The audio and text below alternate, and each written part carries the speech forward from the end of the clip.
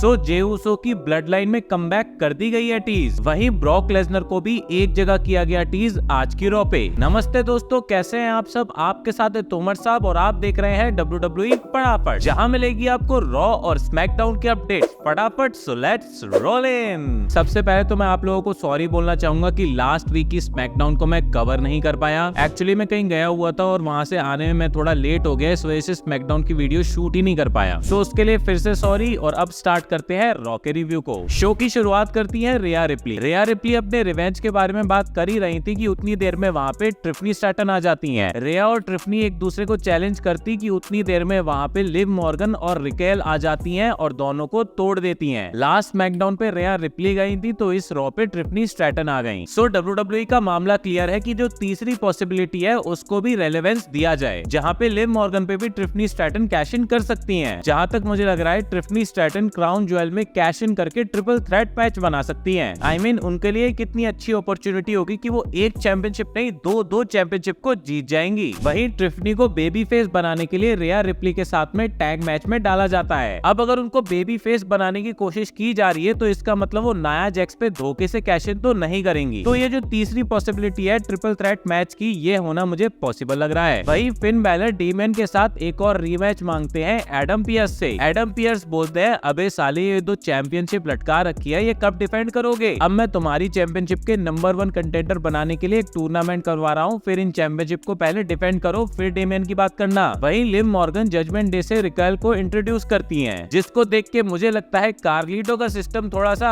Hang हो गया है। फिर रिया और ट्रिफनी का मैच होता है लिव और रिकेल के साथ में। मैच के एंड में नाया जैक्स इंटरफेयर करती है, रिया रिप्ली को मारती है, रिकेल रोड्रिगोस को मारती है और लिव मॉर्गन को बहुत बुरा मारती है। उसके बाद ट्रिफनी से बोलती है, बहन कैश इन करना। ट्रिफनी कैश इन करती है, उससे पहले लिव मॉर्गन के रोमियो डोमिनिक मिस्टीरियो वहां पे आ जाते हैं और कैश इन होने से बचा लेते हैं। बाकी इनकी जो ये क्रॉसओवर स्टोरी बना दी गई है, ये चीज काफी इंटरेस्टिंग है और काफी ज्यादा अनएक्सपेक्टेड। वहीं हर हफ्ते की तरह फिर से बियांका बेलेर और जेड कारगिल अपनी चैंपियनशिप को डिफेंड करने आ जाती हैं। नो डाउट दोनों टीमों ने बहुत ही अच्छा मैच दिया, लेकिन एंड में बियांका बेलेर और जेड कारगिल उस मैच को जीत लेती हैं। अब लगता है अगले हफ्ते इन दोनों से चैंपियनशिप फिर से डिफेंड करेंगी। वहीं ब्रॉन्जन रीड से एडम पियर्स पूछते हैं, तू ये बता तूने पिछले हफ्ते मेरी गुद्दी कैसे पकड़ी? तेरे साथ काम करना तो बहुत मुश्किल है भाई। ब्रॉन्जन रीड बोलते हैं, देख भाई मैंने जो किया अपना नाम बनाने के लिए किया, जो भी किया मेन इवेंट में आने के लिए किया। तू भी तो यही चाहता है कि तेरे सुपरस्टार्स प्रोग्रेस करें। एडम पियर्स बोलते हैं, ठीक है मैं सैथ से बात करूंगा तेरे मैच के लिए, लेकिन जो तू हर हफ्ते आके ये आतंक मचा जाता है इसको तेरे को बंद करना पड़ेगा। सो अब इन दोनों के बीच में भी हमको मैच देखने को मिल सकता है क्राउन ज्वेल में। Actually champion versus champion match होने की वजह से पीएलई पे जो 5 मैचेस होते थे वो अब 3 ही रह गए हैं, तो इनके बीच में राइवलरी को थोड़ा सा उबाल के हो सकता है क्राउन ज्वेल में सर्व किया जाए। वहीं एडम पियर्स सेथ रॉलिंस से मिलते हैं, जो कि बोलते हैं, हाँ भाई मेरा मैच सेट करा कि नहीं करा उस ब्रॉन्सन रीड के साथ? एडम बोलते हैं, पूरे साल में तूने 6 मैच खेले हैं और तू कितनी बार इंजर्ड हो गया है भाई, मेरे को तेरी इंजरी की बहुत चिंता है, इसलिए ये मैच बनाने से मैं डर रहा हूँ। सेथ रॉलिंस बोलते हैं कि भाई एक बात बता, हम इस कंपनी में करते क्या हैं? अगर मैं फाइट ही नहीं करूंगा इस कंपनी में तो क्या करूंगा? भजिए तलूंगा? तो ज्यादा मत सोच, इंजरी होगी तो होगी, मुझे ब्रॉन्जन रीड के साथ मैच दे दे, क्योंकि मुझे उस ब्रॉन्जन रीड को बताना है कि सेथ रॉलिंस का बेस्ट वर्जन कौन है। वहीं वर्ल्ड टैग टीम चैंपियनशिप के टूर्नामेंट का पहला मैच आज होता है, जिसमें अल्फा एकेडमी और वाइकिंग रेडर्स के बीच में मैच होता है। मैच को रिटर्निंग वाइकिंग रेडर्स जीत लेते हैं और वहीं अल्फा एकेडमी के जोकरों को बता दिया गया है कि तुम्हारा काम अब सिर्फ जॉबर का रह गया है। वहीं आज मिज और आर-ट्रुथ की कहानी का पहला मैच होता है, जिसमें आर-ट्रुथ को लग रहा था कि भाई मजाक चल रहा है, हमारा मैच थोड़ी हो रहा है, और उसी मजाक में वो मैच को भी जीत लेते हैं। जब फाइनल टेस्टामेंट इंटरफेयर करती है, मिज उनकी तरफ देखने लगते हैं, इसी चीज का फायदा उठा के आर-ट्रुथ उनको पिन कर देते हैं। फिर फाइनल टेस्टामेंट आर-ट्रुथ को पकड़ते हैं और मिज से पिटवा देते हैं। अब यहाँ पे देखना ये इंटरेस्टिंग होगा कि मिज फाइनल टेस्टामेंट का पार्ट बनते हैं कि नहीं बनते हैं। मुझे लगता है कि मिज को एक अच्छा फैक्शन देना चाहिए जिसको वो रन करें, क्योंकि वो फाइनल टेस्टामेंट जैसे फैक्शन को बहुत अच्छे से रन कर सकते हैं। वहीं आज रॉ पे WWE undisputed champion Cody Rhodes भी आए होते हैं। पहले आके सिटी के लोगों की तारीफ करने लगते हैं, अब करेंगे क्यों नहीं, बेबी फेस हैं। बोलते हैं, आप सभी का स्वागत है मंडे नाइट रॉ पे। और कुछ टाइम पहले इसी बिल्डिंग के अंदर पहली बार वी वांट कोडी के नारे लगे थे, उसके लिए भी thanks very very very much. हाँ तो सेंट लुइस मिजूरी किस चीज के बारे में बात करना चाहोगे? फिर वहाँ पे अचानक गुंथर आ जाते हैं, बोलते हैं देखो भाई कोडी रोड्स आए हैं आज तो।